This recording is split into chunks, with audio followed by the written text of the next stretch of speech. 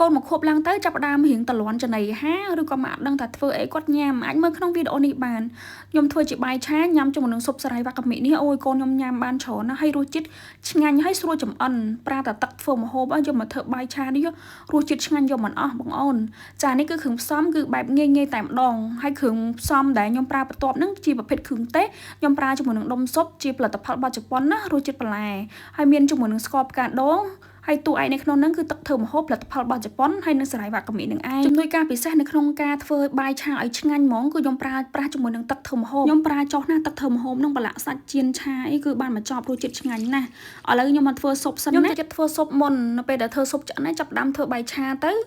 តម្រាំបាយឆាឆ្អិនស៊ុបនឹងរៀងតិចឲ្យកូនញ៉ាំសម្រាប់បាយឆានេះគឺខ្ញុំមកច្បល់គ្រឿងសិនណាខ្ញុំប្រើតែទឹកធ្វើម្ហូបហើយជាមួយនឹងស្ករផ្កាដូងបញ្ចប់ទេច្បល់បាយហើយទុកមួយឡែកសិនស៊ុបនេះគឺខ្ញុំប្រើជាមួយនឹងសាច់ជ្រូក3ជាន់ប៉ុន្តែខ្ញុំយកផ្នែកសាច់ច្រើនណាខ្លាញ់បន្តិចបន្តិចអញ្ចឹងណាជាប់អញ្ចឹងមិនឆ្ងាញ់ចាប់ផ្ដើមបង់សារាយចូលឆ្អិនហើយសម្លយើងឆ្អិនហើយខ្ញុំចាប់ផ្ដើមបង់ដុំស៊ុបមួយដុំរសជាតិបន្លែមិញហ្នឹងហើយខ្ញុំប្រើស្ករផ្កាដូងមកចាប់និយាយទៅរសជាតិនេះគឺអត់ដិតហ្មងរសជាតិគឺឆ្ងាញ់ហ្មងហើយតែប៉ុណ្ណឹងស៊ុបខ្ញុំហ្នឹងហើយដល់មកធ្វើបាយឆាហ្នឹងគឺខ្ញុំដាក់ប្រេងអូលីវបន្តិចមកខ្ញុំម្លីងគល់ខ្ទឹមគឺឈ្ងុយណាម្លីងសាច់ឲ្យឈ្ងុយមកខ្ញុំចាប់ផ្ដើមបង់ការ៉ុតចូលណាចាខ្ញុំដាក់ទឹករមាស់ការ៉ុតឲ្យទន់បានខ្ញុំចាប់ផ្ដើមចាក់បាយយើងចូលដែលលាយច្បល់គ្រឿងមិញហ្នឹងណាចាហើយត្រឡប់ទៅត្រឡប់មកអញ្ចឹងបាយយើងឲ្យរៀងស្ងួតបែបនេះមកគឺឆ្ងាញ់ហើយបើសិនជាកូនចូលចិត្តដាក់ជាមួយនឹងស្លឹកខ្ទឹមញ៉ាំបន្លែអីបានដាក់ជាមួយស្លឹកខ្ទឹមអញ្ចឹងគឺឈ្ងុយបើសម្រាប់ខ្ញុំហ្មងកូនខ្ញុំគាត់ចូលចិត្តញ៉ាំបន្លែអញ្ចឹងខ្ញុំដាក់ស្លឹកខ្ទឹមអញ្ចឹងគាត់ទទួលរសជាតិនឹងបានហើយឆ្ងាញ់មែនតែនហ្មងនេះ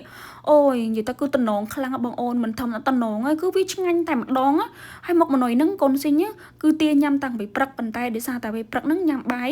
ហើយអញ្ចឹងគឺខ្ញុំចាំផ្ដើមឲ្យធ្វើគាត់ញ៉ាំនៅពេលដែលគាត់ងើបពីគេងឲ្យខ្ញុំធ្វើជាអាហារសម្រន់ហើយអ្នកមើលឃើញតែមាត់ឆ្ងាញ់មើលតែមាត់អ្នកញ៉ាំទៅដឹងហើយគឺចូលចិត្តហ្មងស៊ុបសារីហ្នឹងហើយវាត្រូវជាតិជាមួយនឹងបាយឆាហ្នឹងហ្មងតោះម៉ាក់ធ្វើសារឲ្យកូនញ៉ាំទាំងអស់គ្នាណាហើយបើគ្រឿងទេសនេះគឺខ្ញុំមានលក់នៅក្នុង page